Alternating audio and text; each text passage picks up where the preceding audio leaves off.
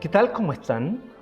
Bienvenidos a otra conversación en el Observatorio de Historia y Política del Instituto de Historia de la Pontificia Universidad Católica de Valparaíso. En las en el proceso electoral reciente, sabíamos ya desde diciembre del 2019 que finalmente tendríamos una asamblea constituyente paritaria.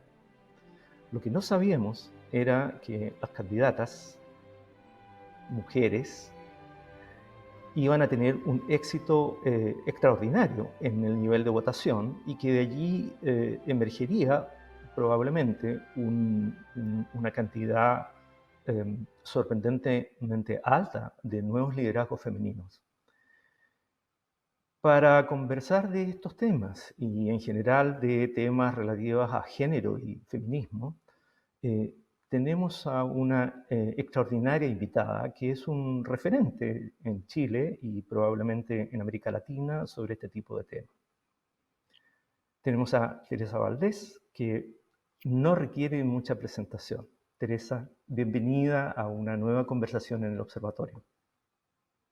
Hola, muchísimas gracias por la invitación. Me encanta poder en este minuto, que estamos tan contentas las mujeres, las feministas, poder hablar de lo que ha sido este proceso, la importancia que tiene y cómo se relaciona con toda una historia.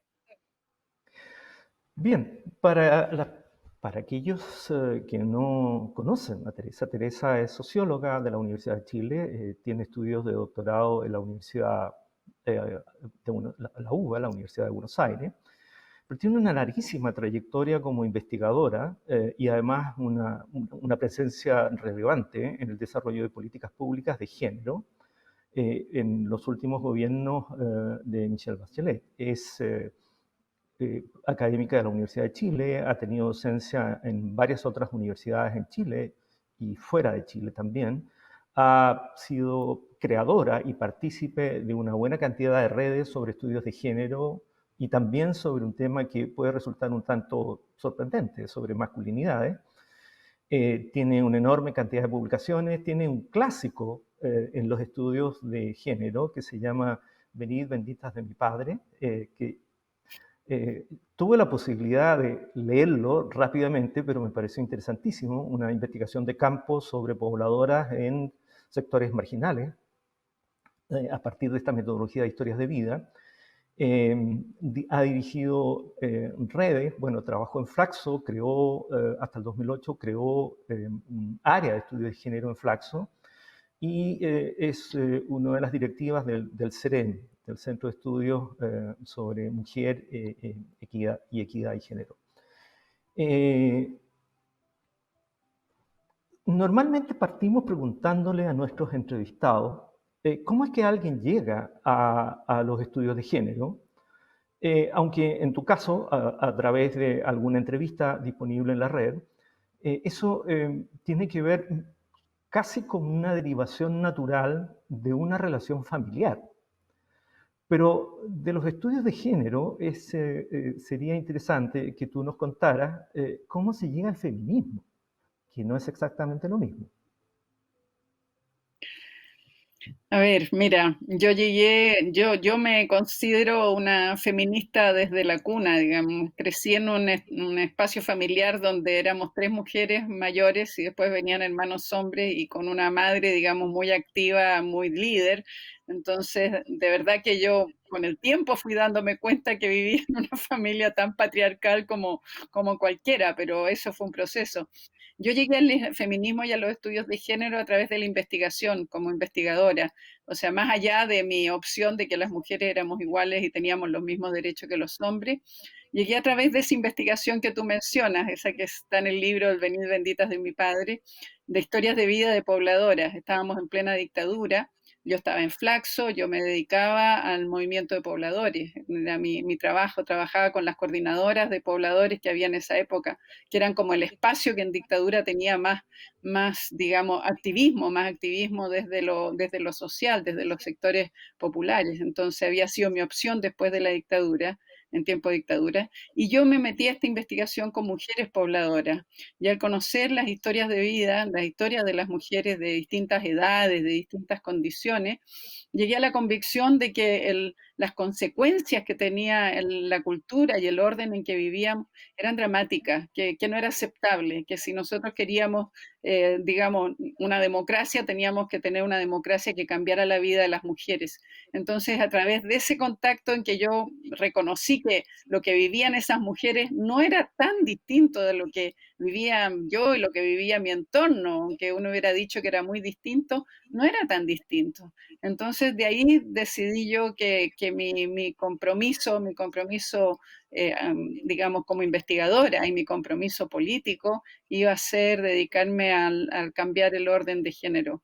En ese tiempo no existían los estudios de género, yo soy mayorcita, empezamos los estudios de la mujer, yo soy de la generación autodidacta, somos autodidactas, y como se formaron los estudios de género en Chile, que es muy interesante porque en el fondo es desde la misma experiencia de las mujeres, y no solo en Chile, surgen las preguntas de por qué vivimos, nacemos iguales y terminamos siendo tan discriminadas, tan subordinadas. ¿Qué pasa con esta cultura, con esta sociedad, digamos, que nos transforma en seres inferiores?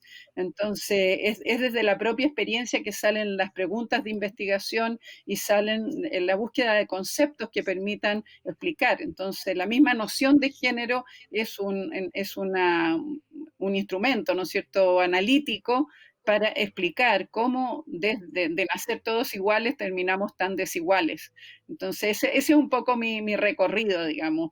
No, es mi trayectoria y de ahí yo dentro de la Flaxo propuse, digamos, dedicarme de ahí en adelante a los estudios con las mujeres y con las pobladoras y a un compromiso político me incorporé al movimiento feminista y también a un movimiento muy importante que fue el movimiento Mujeres por la Vida. Yo soy parte de Mujeres por la Vida, donde fue una escuela política de la unidad política y social tan importante que hoy día nos hace tanta falta.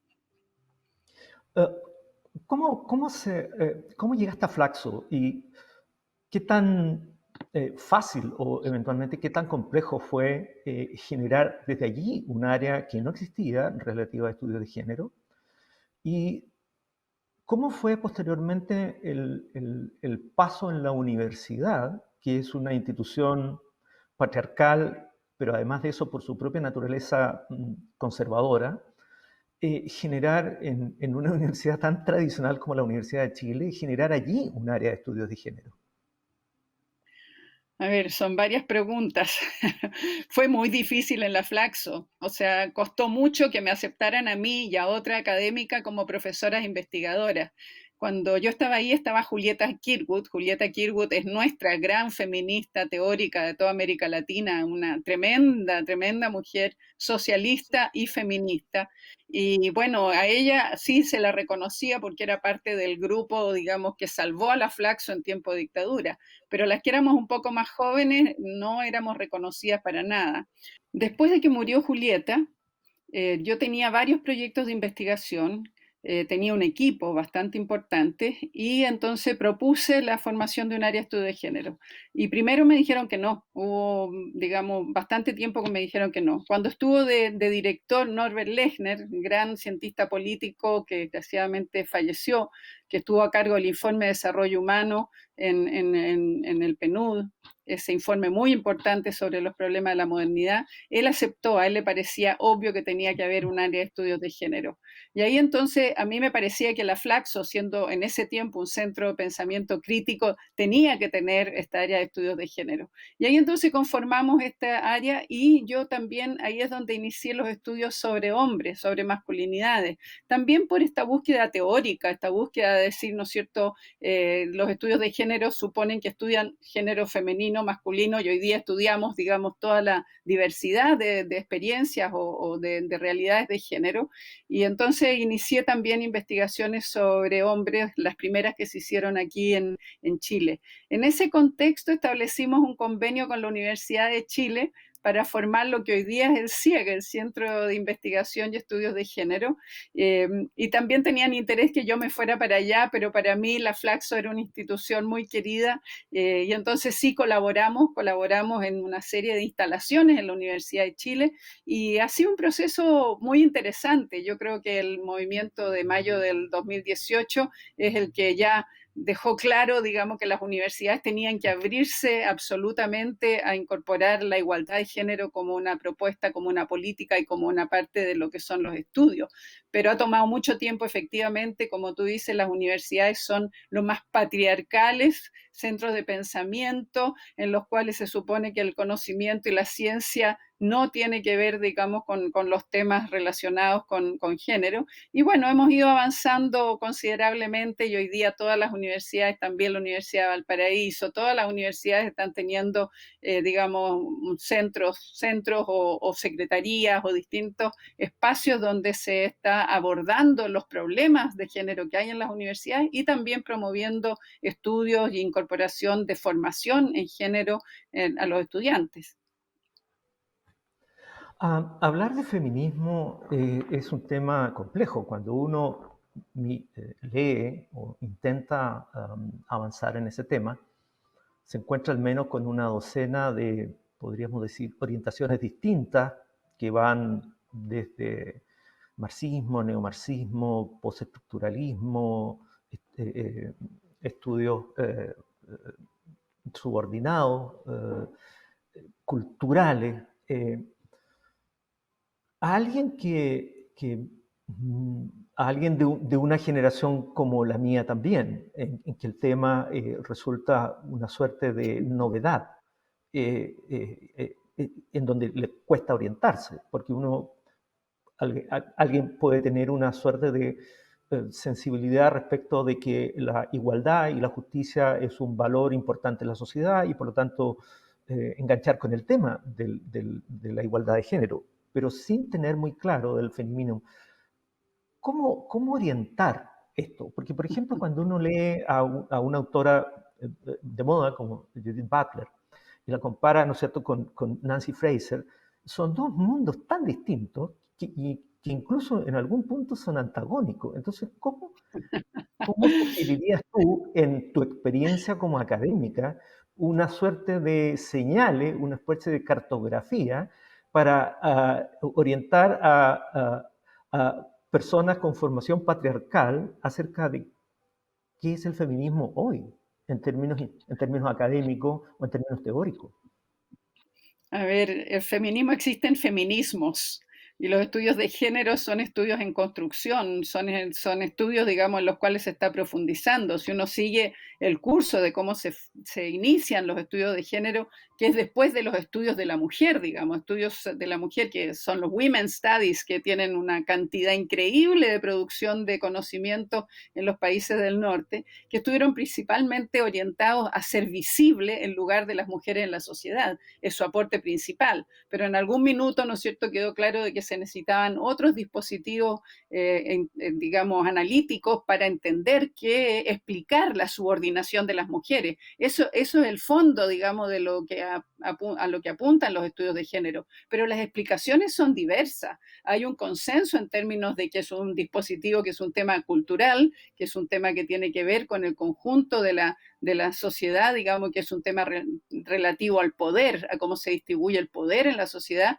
pero un poder que está centrado en el cuerpo, porque lo que hace a la subordinación de las mujeres es por el hecho de que tenemos útero y somos quienes reproducimos a la especie. Es ahí donde radica nuestro poder y el espacio desde el cual somos subordinadas. Todo lo que sucede en la sociedad, ¿no es cierto? Cuando tú dices termina con un 30% en promedio menos digamos, de ingresos, que tienes menor participación económica, que tienes, gracias a que nos hemos movilizado las mujeres, hoy día tenemos una constituyente paritaria, pero hemos sido minoritarias, conseguimos derecho a voto recién en el año 49. O sea, de verdad que si uno lo piensa, que por el hecho de tener útero, ¿no es cierto?, las mujeres hemos estado excluidas y marginadas. Entonces, eso está en el nudo de todos los pensamientos, todas las teorizaciones.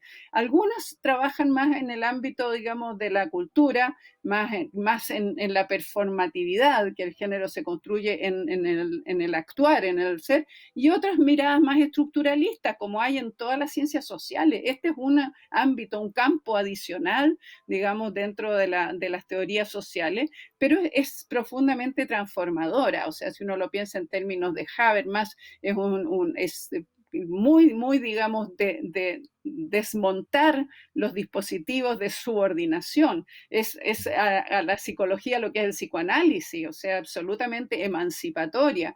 Se trata de desmontar aquellos dispositivos a través de los cuales las mujeres somos explotadas, subordinadas, ¿no es cierto?, marginadas, etcétera.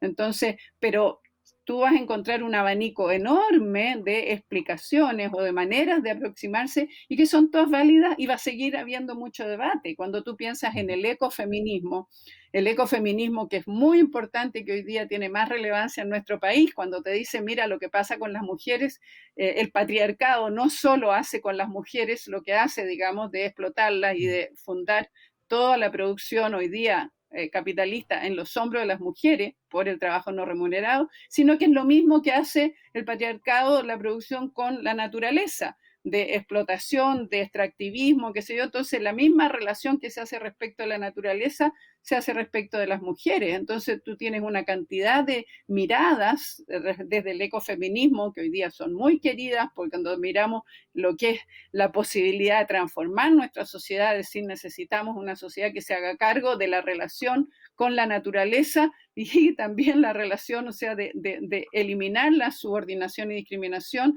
Cuando pensamos en cómo tú reconoces el trabajo de cuidado, cómo reconoces el trabajo de reproducción social y no solo la producción social, te vas dando cuenta que hay tremendos caminos, digamos, de interpretación y de acción política en esa mirada. Cuando tú miras a la Nancy Fraser habla de cómo tenemos un capitalismo de Estado que, aunque tengamos muchas políticas, digamos, de igualdad hacia las mujeres, mientras no desmontes la producción capitalista que se basa en el trabajo no remunerado de las mujeres, vamos a tener arreglines, y los datos del PNUD de recientes del PNUD muestran que las mujeres ingresamos al mercado de trabajo, vamos avanzando en el espacio público, pero no hay ningún cambio respecto de los hombres en el espacio privado. O sea, los avances de las mujeres son a costa de la vida de las mujeres, en la vida y los cuerpos de las mujeres los que están siendo digamos, de alguna manera, permitiendo que hoy día las mujeres estemos en mejores condiciones, pero no porque haya una redistribución en la división sexual del trabajo. Entonces, esa división sexual del trabajo, mira, estructuralmente es lo que muchas de las teóricas miran, que es distinto de lo que miran otras que están más basadas en lo que se produce en la cultura en términos de el lenguaje y las relaciones de poder miradas desde otros ámbitos, como puede ser Butler y como pueden ser otras, ¿ves tú? Pero todas son caminos. En el fondo, cuando tú te metes en sociología, igual tienes muchos caminos. Lo central es que aquí tenemos un hecho de que la biología es traducida en la cultura a ciertas relaciones de poder por el hecho reproductivo, por el hecho que las mujeres tenemos útero, y que se ha traducido en lo que es la tutela sobre los cuerpos de las mujeres. O sea, lo más impactante cuando uno piensa en las desigualdades, en la subordinación, en las relaciones de poder, hay dos hechos gravísimos, pero que se fundan siempre en el cuerpo de las mujeres. Uno que es, ¿no es cierto?, el Estado decide las mujeres qué pueden hacer o no pueden hacer con su reproducción, con su cuerpo y su sexualidad, y el otro es esto de que las mujeres estamos a cargo de la reproducción social en forma gratuita, abusando, digamos, de lo que es nuestra vida y nuestros cuerpos. Ah, déjame hacerte una pregunta a propósito de Nancy Fraser. Tú en alguna conferencia disponible en YouTube has dicho que el patriarcado está en el ADN del Estado, que el Estado se presenta como una estructura neutral, pero reproduce sistemáticamente prácticas discriminatorias. Siendo literal, uno tendría que derivar de que todo Estado, por el hecho de serlo, es discriminador. Ahora, en el caso de Nancy Fraser, ella lo vincula particularmente al capitalismo, pero paradojalmente también es extraordinariamente crítica de las prácticas socialdemócratas del estado de bienestar. Eh, y bueno, y nunca he visto tampoco ninguna referencia al tema de cuál sería su lectura de lo que ocurría sobre este tema en los socialismos reales, pero uno intuitivamente podría suponer, a propósito de las prácticas históricas de los socialismos reales, que también allí había mucha discriminación de género. Ah, mi pregunta es la siguiente. ¿Dónde está el problema? ¿El problema es el capitalismo o el problema es el Estado, en tu perspectiva? Bueno, es Ese que es es muy el difícil problema, la separarlo. discriminación, ¿sí?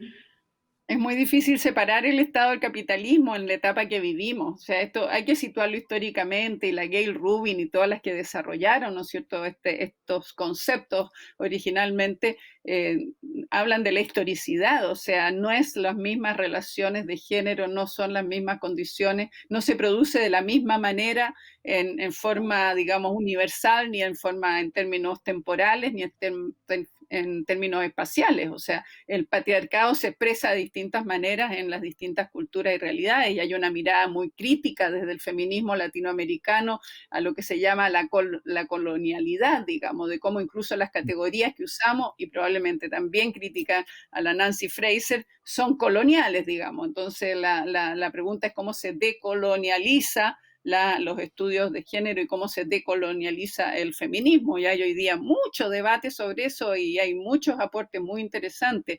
Entonces, el tema del el Estado que conocemos, el Estado que conocemos es capitalista, no conocemos otro Estado. Dejemos los socialismos reales porque la verdad es que es un tema que no tenemos los suficientes elementos para opinar, y a mí me parece que es como opinar, digamos, con puras imágenes. O sea, sabemos de las cosas, de la condición de las mujeres bajo los socialismos reales, pero tenía una visión absolutamente, digamos, centrada en el trabajo. Entonces, ¿qué pasaba con las opciones y la decisión y el género de las mujeres, sus opciones sexuales, etcétera? Tendríamos que hacer un estudio, no quiero referirme a eso. Sí.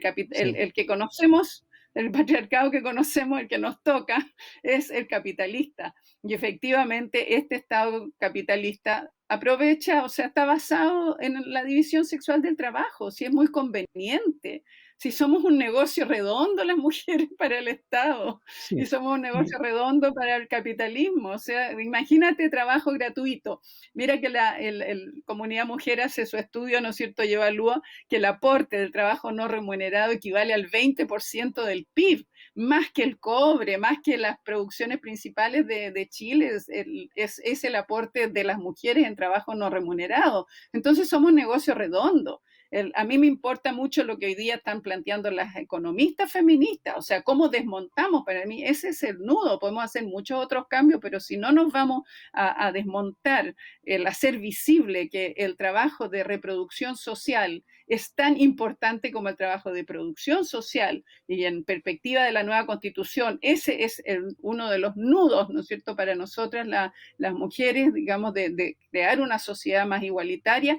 Bueno, ese es el punto. O sea, el trabajo de cuidado, el trabajo de sostenibilidad de la vida, el trabajo de reproducción social, tiene que estar al mismo nivel que el trabajo de producción social. Si no, vamos a seguir, o sea, todas las políticas sociales se apoyan, además, porque usan el dispositivo de una familia, digamos, pensada en términos tradicionales, que no corresponde para nada a la realidad. O sea, hoy día tenemos un 48% de los hogares encabezados por mujeres, el 75% de los niños nacen fuera de uniones legales. Sin embargo, las políticas públicas siguen usando ese dispositivo y eso es el trabajo gratuito de las mujeres.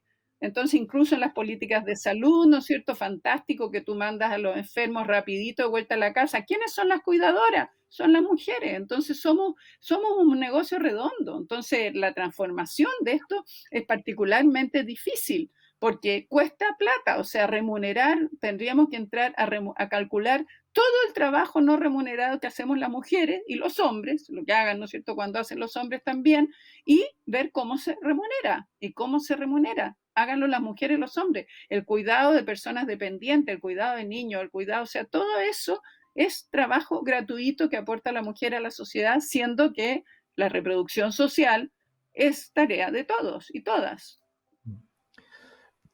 tú que has trabajado durante periodos largos de tiempo en temas de políticas públicas y que tienes una visión, podríamos decir, ambivalente del avance de las políticas públicas relativas a género en Chile.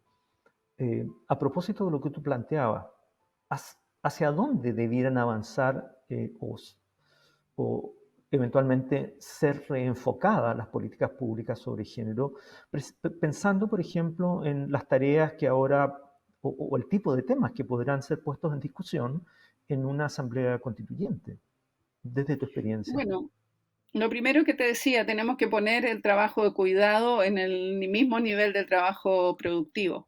O sea, hay que darle un estatuto, hay que instalar, ¿no es cierto?, lo que significa el trabajo de cuidado, y eso significa un sistema nacional de cuidado. Existen experiencias en el mundo de cómo la sociedad en su conjunto se hace cargo de las tareas de cuidado, que hay algunas que seguiremos haciendo, por supuesto, los familiares, las mujeres, lo que tú quieras, pero tienes que tener respaldos, apoyo a nivel familiar, a nivel comunitario, a nivel de la sociedad, y también con dispositivos que puedan ofrecerse en el mercado, porque el mercado no va a desaparecer, digamos, pero tiene que ponerse, valorizarse, ponerse en el lugar que corresponde las tareas de cuidado. Eso es clave. Si pensamos en otras dimensiones absolutamente necesarias para la nueva constitución, es lo que llamamos la democracia paritaria. O sea, estamos teniendo hoy día un resultado extraordinario fruto de nuestro propio movimiento feminista, de lo que nosotras hemos luchado, de que tenemos una constituyente, una convención constitucional formada paritariamente, y eso significa que los temas que hacen a subvertir este orden desigual van a estar presentes. Bueno, el tema paritario tendría que estar cruzando toda la sociedad, o sea, cada vez que se toma decisiones respecto de las personas, los seres humanos en esta sociedad, tienen que tomarse en forma paritaria, porque el género humano está formado por hombres y mujeres, porque estamos situados en lugares distintos y siempre es necesaria la experiencia y la visión de este género que somos las mujeres. Cada vez que no estamos, las políticas públicas son de mala calidad. Y cuando se empezaron, yo participaba en esto desde el inicio del primer gobierno, de no es cierto, de transición, en la formulación de políticas públicas que incorporaran el avanzar hacia la igualdad. Está demostrado que son ineficientes las políticas públicas que no incluyen la dimensión de género, es decir, la dimensión de cómo vamos construyendo igualdad. Entonces, el tema paritario tiene que estar profundamente. Hay otras cosas que son consecuencia de de este orden patriarcal que tenemos, como es el tema de la violencia. O sea, este orden patriarcal se basa en la violencia, se basa en el uso o la amenaza del uso de la fuerza. Entonces, la violencia, digamos, de género, que está bastante, digamos, desgraciadamente, si uno pensara en pandemias, es una de las pandemias que no hemos querido ver. Cuando el 40% de las mujeres viven experiencias de violencia, ¿no es cierto?, en sus relaciones de pareja, es porque realmente tenemos una situación gravísima que no se quiere hacer visible porque abordarla es cara. Pero este orden, ¿no es cierto?, que subordina a las mujeres, se apoya en la fuerza, se apoya en la violencia. Entonces, no hay nada más violento que el hecho que tú tengas que, por ser mujer, abordar una cantidad descomunal de tareas. O sea, si las mujeres trabajamos en tiempos normales, no de pandemia, una jornada completa, más de 40 horas semanales adicionales en tareas reproductivas no remuneradas. Entonces, la sobrecarga de trabajo de las mujeres es increíble. Entonces, este sistema se apoya en la violencia y en la fuerza y en la amenaza al uso de la fuerza. Por eso una nueva constitución tiene que asumir el cómo vamos a garantizar una vida libre de violencia para las mujeres, para todos, pero especialmente esta violencia específica que es por el hecho de ser mujer.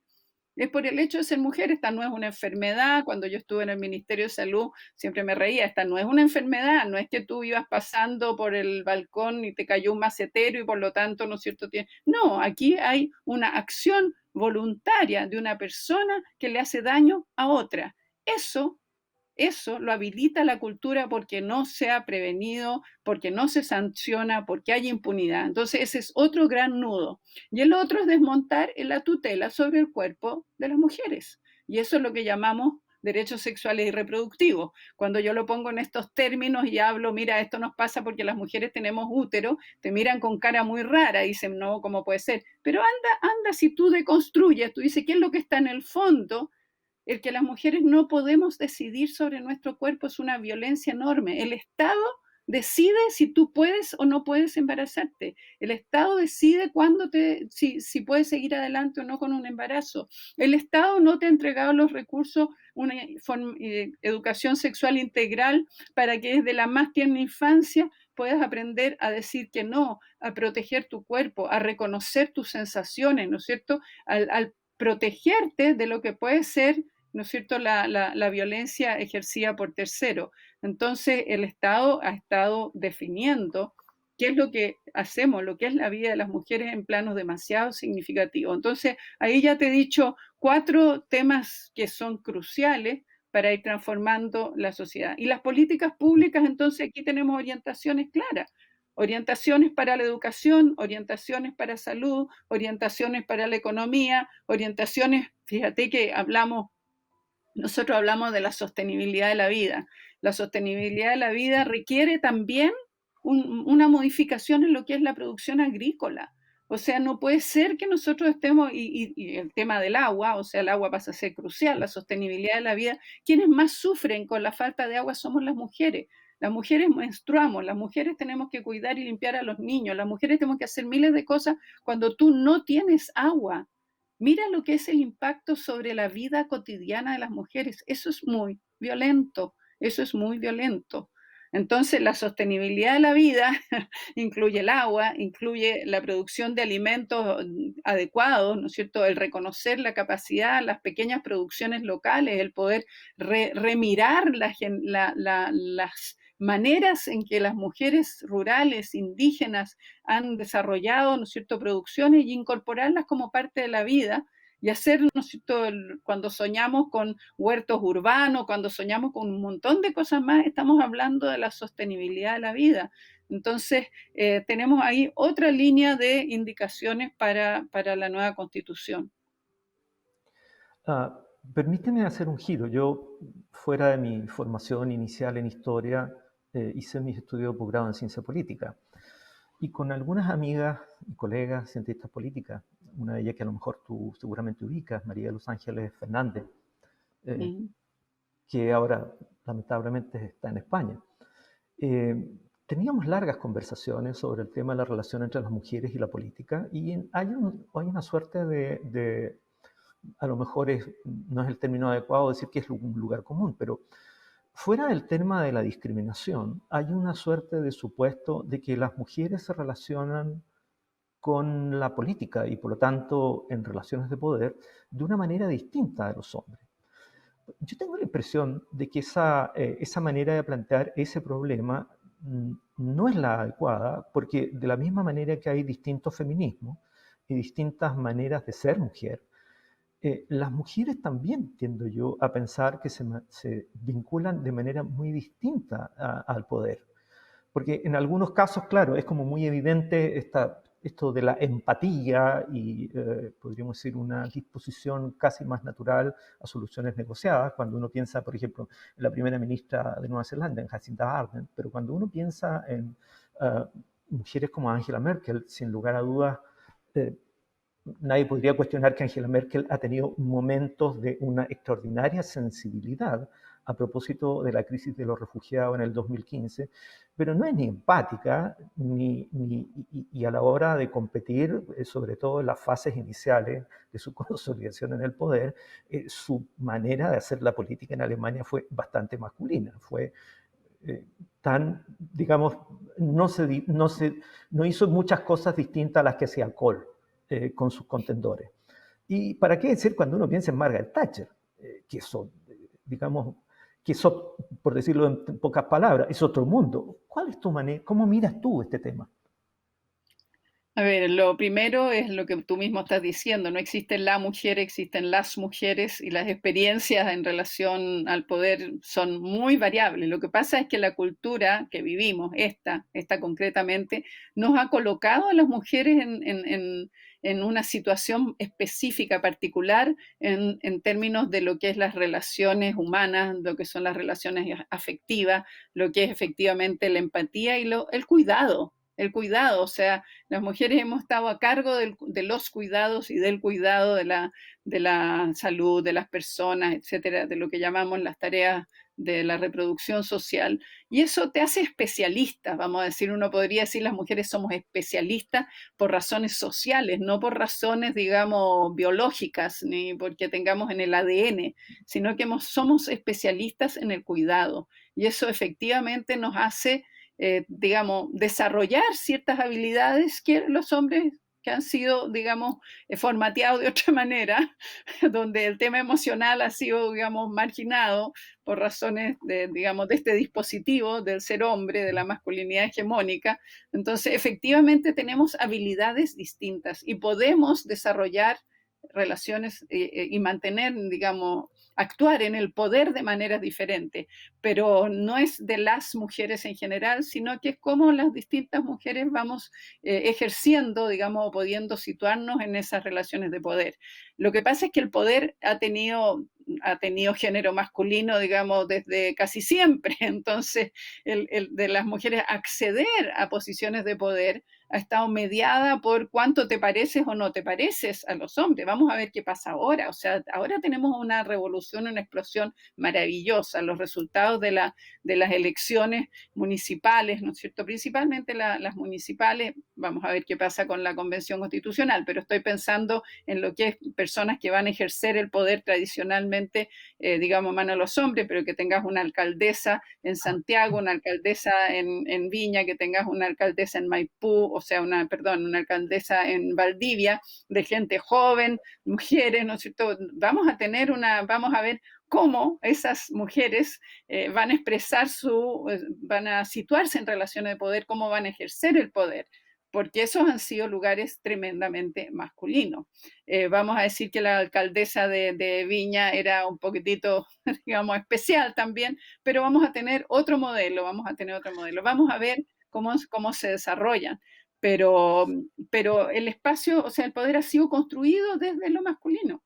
Entonces, racional, ¿no es cierto?, orientado a metas, sin consideración a las personas en su vida, en sus condiciones, digamos, hemos luchado y hemos mejorado vía políticas públicas el reconocer la importancia de los permisos postnatales, hemos conseguido algunas cosas para que los hombres tengan, ¿no es cierto?, algunas participaciones en lo que es tareas reproductivas o que hacen a la afectividad, pero queda mucho, mucho por hacer. En general estamos hablando, digamos, de que son espacios para hombres que no tienen tareas reproductivas, en general para todos los trabajadores, pero especialmente para los que tienen posiciones de poder. Entonces, para las mujeres es muy difícil. Si tú miras los estudios que hay respecto de las mujeres que han estado en la Cámara de Diputados, que han estado en el Senado, te vas a encontrar mayoritariamente con mujeres mayores o con mujeres separadas o con mujeres sin hijos, o sea, donde claramente la tensión con una pareja no existe, porque no existe tal pareja, que es totalmente distinta de la situación de los hombres que están en esas posiciones. Todos tienen mayoritariamente, masivamente, una mujer que desarrolla todas las tareas para que ellos puedan ejercer esas posiciones de poder libres, vamos a decir, Sí, trabajadores libres, sin tarea. sí, Entonces, sí, eso no es que las mujeres, es que tenemos que desarrollar, las mujeres desarrollan estrategias. Fíjate que ahora, para la Convención Constitucional, vamos a tener una cantidad de problemas nuevos, porque resulta que hay algunas de las convencionales que fueron electas que tienen niños muy pequeños y que son de regiones. Entonces, ¿cómo va a funcionar la convención? ¿Cómo se va a cautelar su derecho a cuidar, ¿no es cierto?, a sus niños pequeños mientras estén en la convención? ¿Cómo va a funcionar? Van a tener, como los diputados, 3 semanas y una semana, entre comillas, distrital. ¿Qué va a pasar con la Machi? La Machi tiene su rehue, la Machi tiene que estar cerca de su rehue. Se va a considerar, digamos, en el reglamento de la convención ese tipo de situaciones, porque por primera vez irrumpe la realidad de las mujeres con sus roles y sus tareas digamos, sean reproductivas en términos de las mujeres en general, o de una machi que tiene, ¿no es cierto?, un rol respecto de la espiritualidad de su pueblo. Me imagino que, no, que en los otros pueblos indígenas pueden haber situaciones similares. Entonces vamos a tener muchas novedades, maravillosas novedades, pero porque los puestos están hechos para hombres libres, hombres que no tienen cargas reproductivas. Entonces, la ciencia política va a tener que empezar a preguntarse cosas nuevas respecto a lo que se ha vivido hasta ahora, porque la Merkel, ¿no es cierto?, la Thatcher, Indira Gandhi, podemos ir viendo distintas mujeres han ejercido el poder en forma, digamos, en espacios muy masculinos, han tenido que adaptarse, han hecho gestos muy importantes. Efectivamente, lo de Merkel con los migrantes nos ha llenado de satisfacción por la humanidad, ¿no es cierto?, que ella ha reflejado, porque cuando tú predicas tienes que predicar, o sea, para practicar, no solo predicar, y en Angela Merkel hemos visto, digamos, esa capacidad de hacer efectivos principios humanos, de derechos humanos, que no es solo ir a firmar convenciones en Nueva York o en reuniones internacionales, sino que hay que ejercerlo. Y eso sí, yo creo que ella ha tenido una valentía que hace conexión con una dimensión de lo femenino, pero podría haber sido también un hombre. Sí, en el caso de Angela Merkel, ese gesto de humanidad y de grandeza eh, tuvo costos políticos muy altos también, ¿no? Es una de las razones de la ampliación de la participación electoral de grupos de ultraderecha, Alternative für Deutschland, eh, están directamente vinculados al tema del problema de los migrantes en Europa en general y en Alemania en particular. Pero ya para ir cerrando esta conversación, en este eh, panorama extraordinariamente diverso, ¿cómo ves tú esta nueva generación, la generación más joven, como tú bien señalabas, que, que, que es parte de otro mundo, que no solamente es parte de una generación, como se dice ahora, no solo de millennials, sino de pandemials, una generación que participó, que ha cambiado radicalmente, que va a cambiar radicalmente el funcionamiento del sistema político, que hizo sus primeras, podríamos decir, expresiones de compromiso político y social en las movilizaciones del 2006 o del 2011, y que fueron parte de ese enorme movimiento feminista del 2018 a propósito del tema de la violencia en el mundo académico. ¿Cómo ves el futuro? Bueno, lo veo con una esperanza enorme. Las nuevas generaciones enfrentan nuevos problemas, nuevos dilemas, van a tener que hacer sus aprendizajes. Si son sabios, van a buscar, digamos, apoyos de sabiduría de personas con juventud acumulada, como somos las más mayores, pero tienen que enfrentar, es su momento. Mi generación fue muy joven y estuvo involucrada en el gobierno de la Unidad Popular. Yo participé del gobierno de la Unidad Popular siendo muy joven y aprendimos muchas lecciones, cometimos errores, pero también aprendimos mucho, y yo pienso que las nuevas generaciones digamos, tienen cosas maravillosas porque no tienen que dar una cantidad de luchas que dimos nosotras, entonces tienen que ser capaces de enfrentar los desafíos casi como, vamos a decir, como una hoja en blanco. No traen el karma, no traen lo que tenemos nosotras, digamos, en términos de necesidad de ciertas luchas muy básicas, o sea, el afirmar la igualdad y la no discriminación hoy día es de sentido común, pero Sí. hace 40 años, hace 50 años no lo era. Cuando uno mira lo que era la participación, lo que eran estuve mirando no hace mucho unas fotos de lo que era el partido en el que yo milité en tiempo de la Unidad Popular, que era el MAPU, eran puros hombres. Y yo tuve cargos importantes, aunque era muy joven en esa época, y en realidad éramos muy pocas. A mí me pareció que yo siempre estuve y que, claro, éramos muy pocas. Hoy día el panorama es otro, entonces esa lucha ya se ganó, ya se completó, tenemos que consolidar, tenemos que asegurar de que no volvamos atrás en términos de el no reconocimiento de la igualdad como un valor fundamental, digamos, de los derechos humanos y los derechos de las mujeres. pero partes desde otro lugar. Entonces puedes dedicar energías a temas pendientes, a otros temas. Entonces Sí, son otras las luchas. Yo tengo mucha esperanza y creo que tenemos que, bueno, mirar cómo se van a sí, desarrollar estas nuevas generaciones. A mí me conmueve, digamos, la madurez de muchas y muchos de los más jóvenes y vamos a ver cómo sale. sí. ¿Y tú qué tienes más experiencia del tema de mujeres en política en América Latina?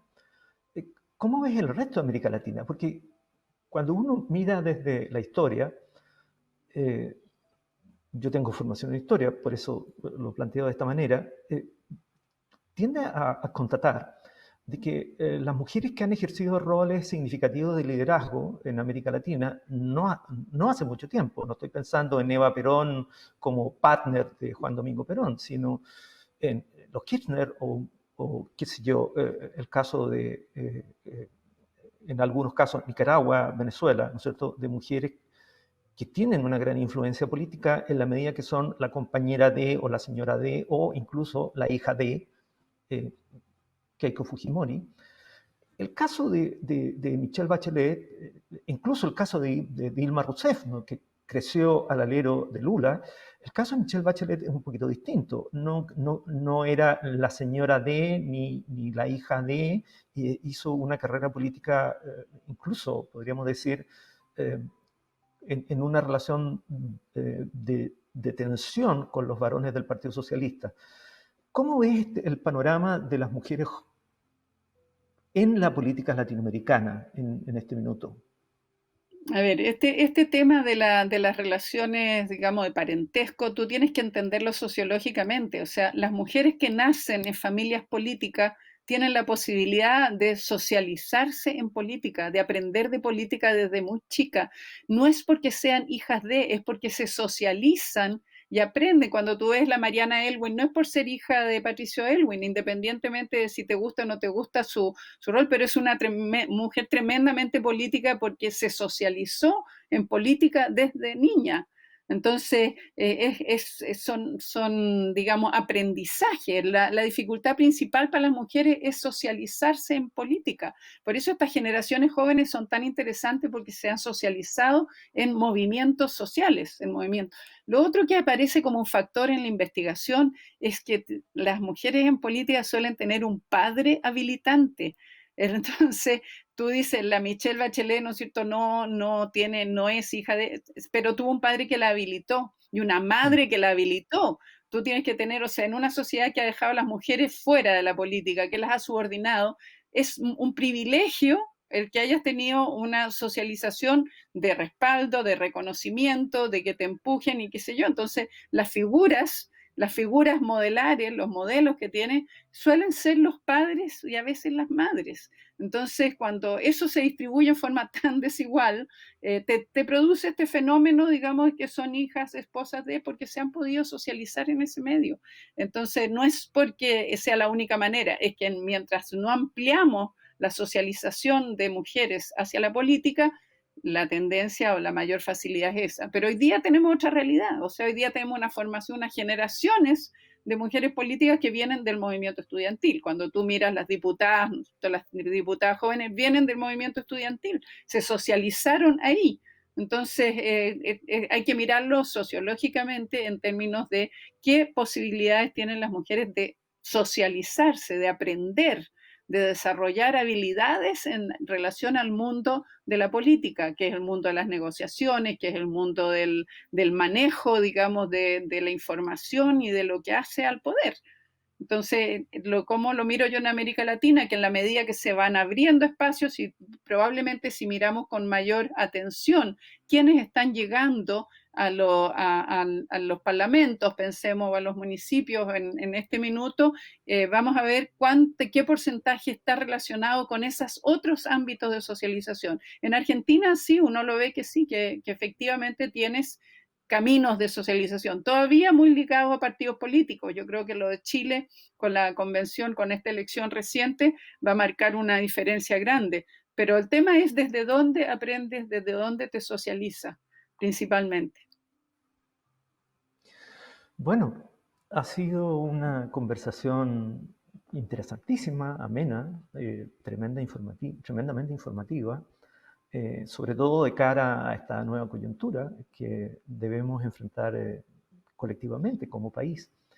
Así que no queda sino agradecerte, Teresa, por esta interesantísima conversación y bueno, invitar a las personas que sintonizan este canal a una nueva conversación en el observatorio. Muchas gracias. Agradezco muchísimo esta oportunidad y saludo y felicito a las mujeres jóvenes y a todas las mujeres que están hoy día en nuevas tareas de representación, que es lo que más queremos para tener una nueva constitución. Bien, muchas gracias.